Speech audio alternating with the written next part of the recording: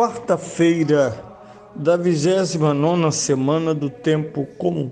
Eu sou o Padre Pedro Paulo. Iniciamos agora mais um programa, a Bíblia no Mundo de hoje.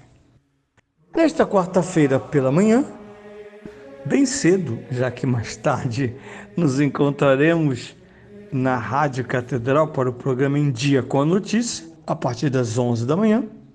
Mas já quarta-feira bem cedo nos encontramos aqui no programa para meditar o conjunto da liturgia da palavra e da obra eclesiástica, tradição, em torno ao Evangelho de São Marcos, capítulo 10, 35 a 45, que é o coração da liturgia da palavra ano B, ano de São Marcos, que ouvimos proclamado o Evangelho nesse domingo. A última leitura apresentada é aquela da Carta aos Hebreus, a Lectio da Carta aos Hebreus, capítulo 4, versículos 14 a 16.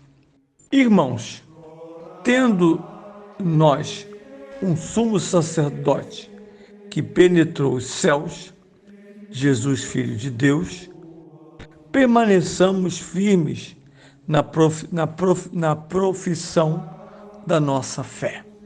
Na verdade, nós não temos um sumo sacerdote incapaz de se compadecer das nossas fraquezas. Pelo contrário, ele mesmo foi provado em tudo, à nossa semelhança, exceto no pecado. Vamos, portanto, cheios de confiança ao trono da graça, a fim de alcançarmos misericórdia e obtermos a graça de um auxílio oportuno.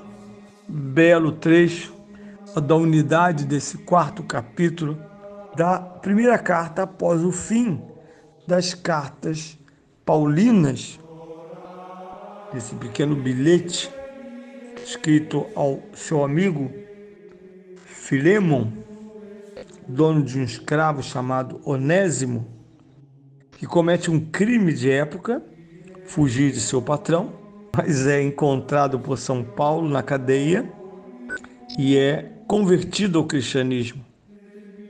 E agora volta ao seu patrão e eram previstos castigos severos, às vezes morte, daqueles que evadiam-se da presença do serviço e dos trabalhos e maltratos.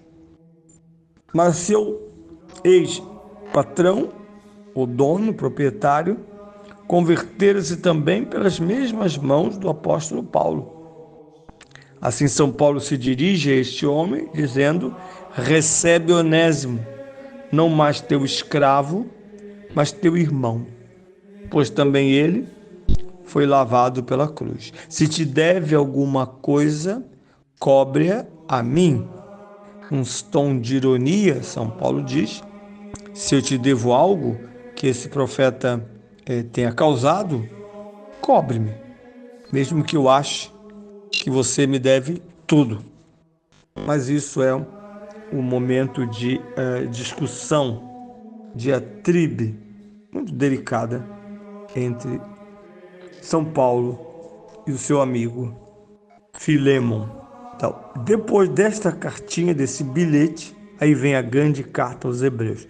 Carta aos Hebreus, já percebemos que não é de São Paulo, não é carta de São Paulo aos Hebreus, mas carta aos Hebreus, porque a igreja não tem como afirmar o seu autor, a não ser que é de autoria apostólica, pois que a carta aos Hebreus esconde e revela um argumento único, até então não apreciado suficientemente, e para os superficiais na leitura do Evangelho, se poderia dizer que até uma inviabilidade, já que no centro da cristologia da carta aos Hebreus está Cristo, sumo e eterno sacerdote. Os sociólogos do Novo Testamento dirão: não, Jesus não é herdeiro desse sacerdote, mas João Batista sim. E assim mesmo não foi. Estava designado para ser profeta. O que se sabe de Jesus de Nazaré pelos seus pais é que, seja pelo pai ou pela mãe, ele é da descendência da casa real. O sabemos pelo relato de seus pais, sobre seus pais, mas também o sabemos pelo destino da sua encarnação, não da sua concepção. Jesus nasce, verdadeiro Deus e verdadeiro homem, na cidade de Davi, de quem é descendente direto, através do pai ou através da mãe. Cada evangelista, São Lucas ou São Mateus, atribuem de qualquer forma à casa de José a dignidade de Davi. Bem, o que lemos nesse capítulo 4? O princípio, o axioma está aqui, que é o próprio versículo 14. Tendo nós um sumo sacerdote que penetrou os céus, Jesus, Filho de Deus, essa é a condição. Aí vem o verbo: permaneçamos firmes na profissão de nossa fé. Tendo em conta, por isso ele começou com tendo, sendo sacerdote sumo, entrado nos céus, na condição de sumo sacerdote, através do valor universal e salvífico do seu sacrifício oferecido, que coincide com a sua própria vida, este Jesus é causa da nossa fé.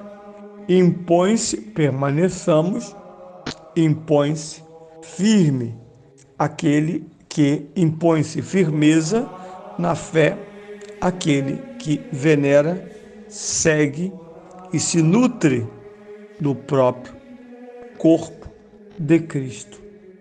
E tudo ele vai desenvolver através do tema do sumo sacerdote. E esse sumo sacerdote que está nos céus é aquele que, segundo os evangelhos e Atos dos Apóstolos, subiu à direita do Pai. Segundo Atos e segundo o evangelho de São Marcos, que apresenta então a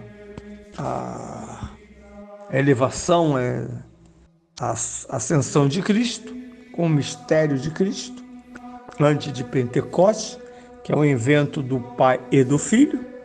O último evento terrestre do Filho é a sua ascensão à direita do Pai, donde virá a julgar vivos e mortos.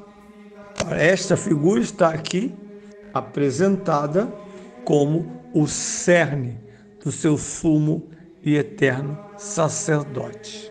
Porque semelhante aos homens em tudo, por isso permaneçamos firmes na fé, esse sumo e eterno sacerdote, ele cumpre perfeita e plenamente a obra dos sacrifícios, a ordem do sacerdócio, porque a natureza humana vem sacrificada em Cristo exatamente por ser plenamente humana, menos, exceto, naquilo que não é humana.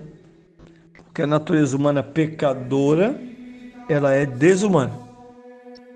O homem sob o regime do pecado é um miserável, que não atinge a vida eterna feliz e que na terra, enquanto vive seu período mortal de vida, ele não se abastece e não pode se abastecer de eternidade. Este é um ponto importante. O que se apresenta aqui, portanto, é a última recomendação, precedida aí por esta conjunção conclusiva. Portanto, vamos cheios de confiança ou firmes na profissão da fé ao trono da graça, que está o itinerário cristão da salvação. Assim como quando entramos na direção do altar, através da passagem pela nave central e aquele caminho até o altar, que constitui a chegada de um peregrino ao santuário, é o protótipo, é o microcosmos desse grande caminho. Por isso, em São João, Jesus se apresenta sob a metáfora do caminho. Já no Apocalipse é a metáfora do livro, do livrinho, é a revelação. Jesus é o caminho que os homens percorrem caso entendam chegar ao trono da graça.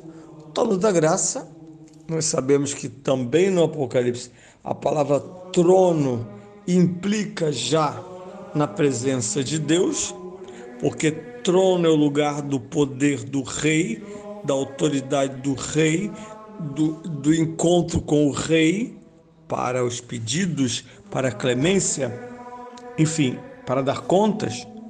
É o trono do rei, estar diante do trono do rei, chegar até com confiança, aproximar-se do trono do rei.